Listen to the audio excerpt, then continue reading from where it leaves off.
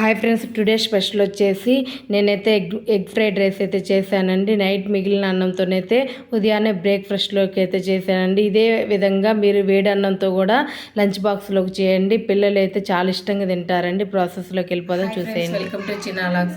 చూడండి, ఈరోజు చేసుకునే రెసిపీ వచ్చేసండి ఎగ్ ఫ్రైడ్ రైస్ అండి. ఎగ్ ఫ్రైడ్ రైస్ చాలా బాగుంటుందండి. నేను చాలా సింపుల్గా అయితే చేసి చూపిస్తున్నానండి. నేను మిగిలిన అన్నంతోనైతే చేస్తున్నానండి. మీరు అప్పటికప్పుడు కావాలంటే ఉడికించుకొని కూడా చేసుకోవచ్చు. ఎట్లా చేసినా చాలా బాగుంటుందండి. చూడండి, నేనైతే వెడల్పుగా ఉన్న కళాయిని అయితే పెట్టుకున్నానండి. ఎగ్ ఫ్రైడ్ రైస్ కోసం బాగా కలుపుకోవడానికి వీలుగా ఉండాలి. ఇదిగోండి, స్టవ్ ఆన్ చేసుకోవాలి. కళాయి హీట్ అవ్వాలండి. చూడండి, కళాయి అయితే హీట్ అయిందండి. 2 స్పూన్స్ అయితే ఆయిల్ వేసుకుంటున్నాను.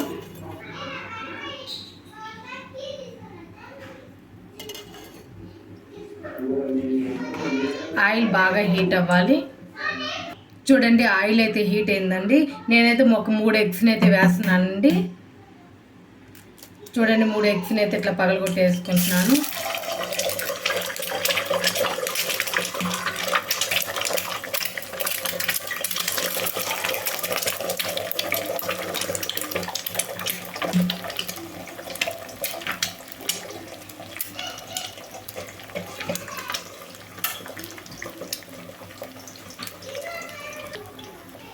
ఇదిగోండి, దీంట్లో కొంచెం సాల్ట్ అండి. నీచు వాసన రాకుండా ఉండటానికి కొంచెం మిరియాల పొడిని అయితే వేసుకుంటున్నానండి. చాలా బాగుంటుందండి స్మెల్. మరి మెత్తగా చిన్న చిన్న ముక్కలుగానైతే చేసుకోవాలండి. మరి చిన్నగా అయితే నలుపుకోవద్దండి. కొంచెం మీడియం సైజ్ ముక్కలుగా ఉంటే చాలా బాగుంటుంది.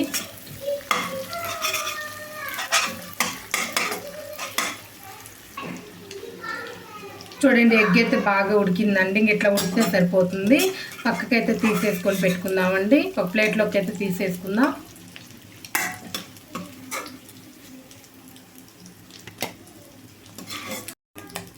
చూడండి, తిరిగి అయితే 1 స్పూన్ అయితే ఆయిల్ వేసుకుంటున్నానండి. సరిపోతే దాంట్లో ఉన్నది సరిపోతే ఏం లేదు, లేకపోతే 1 స్పూన్ అయితే వేసుకోవాలండి. నేను 1 స్పూన్ అయితే వేసుకుంటున్నాను.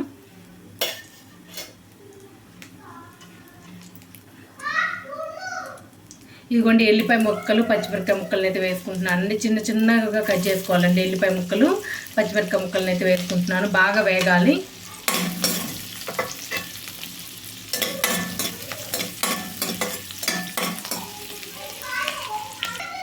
ఈ ప్రాసెస్ మొత్తం హై ఫ్లేమ్లోనే చేసుకోవాలండి ఎగ్ ఫ్రైడ్ రైస్ అనేది. చూడండి, ఇప్పుడైతే ఉల్లిపాయ ముక్కలు అయితే వేసుకోవాలండి. చిన్న ముక్కలుగానైతే కట్ చేసుకున్నానండి. మీకు కావాలంటే పొడవుగా కూడా కట్ చేసుకోవచ్చు. ఉల్లిపాయ ముక్క అనేది ఊరికి మెత్తపడితే సరిపోతుందండి. బాగా వేగాల్సిన అవసరం అయితే లేదు. లైట్గా మెత్తపడితే సరిపోతుంది.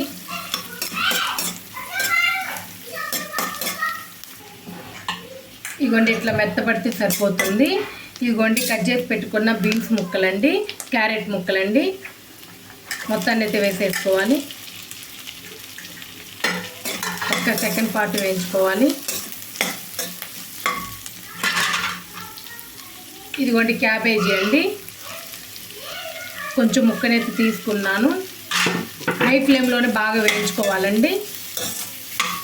ఒక పాతి వేగితే సరిపోతుంది, అంటే సగం వేగితే సరిపోతుందండి. ముక్క మరీ మెత్తగా వేగాల్సిన అవసరం అయితే లేదు.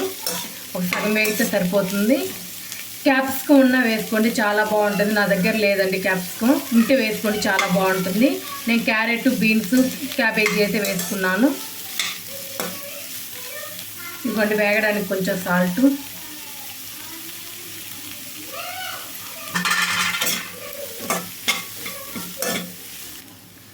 చూడండి, ఇట్లా వేగితే సరిపోతుందండి. ఇట్లా తుంచితే లైట్గా తుంగితే సరిపోతుంది. ఇదిగోండి, ముందుగా వేయించి పెట్టుకున్నాం కదండి ఎగ్ని, అవి వేసేసుకోవాలి.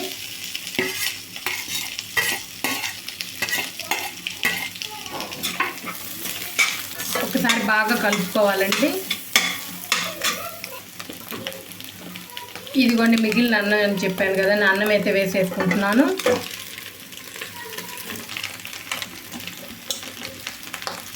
ఇదిగోండి, మొత్తం అన్నం అనేది వేసేసుకున్నాను. బాగా కలుపుకోవాలండి. ఇది మొత్తం హై ఫ్లేమ్లోనే చేసుకోవాలండి. ముందు మనం ముక్క ఉడకడానికి అయితే కొంచెం ఉప్పు వేసామండి. ఎగ్లో కొంచెం ఉప్పు వేసాము, చూసుకొని అయితే ఉప్పు వేసుకోవాలండి. నేనైతే 1 స్పూన్ నిండుగా అయితే ఉప్పు వేస్తున్నాను. చూడండి 1 స్పూన్ అయితే వేస్తున్నానండి. అన్నానికి సరిపడా ఉప్పు అయితే వేస్తున్నాను. హై ఫ్లేమ్లో ఉంచుకొని ఫాస్ట్గా కలుపుకోవాలి.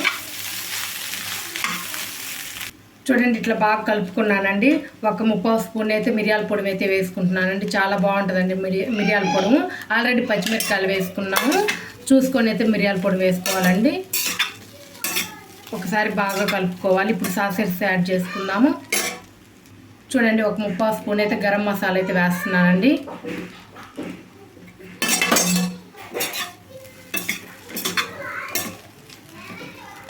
చూడండి కొంచెం అయితే సోయా సాస్ అండి.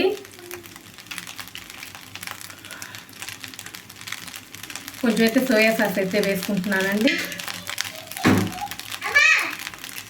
ఇదిగోండి కొంచెం వెనిగరు.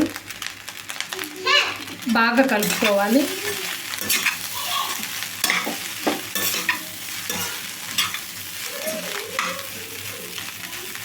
చూడండి దీంట్లో అయితే నేను కారం వేయలేదండి. గరం మసాలా ఘాటు, పచ్చిమిరపకాయ ఘాటు, మిరియాల పొడి ఘాటే సరిపోతుందండి.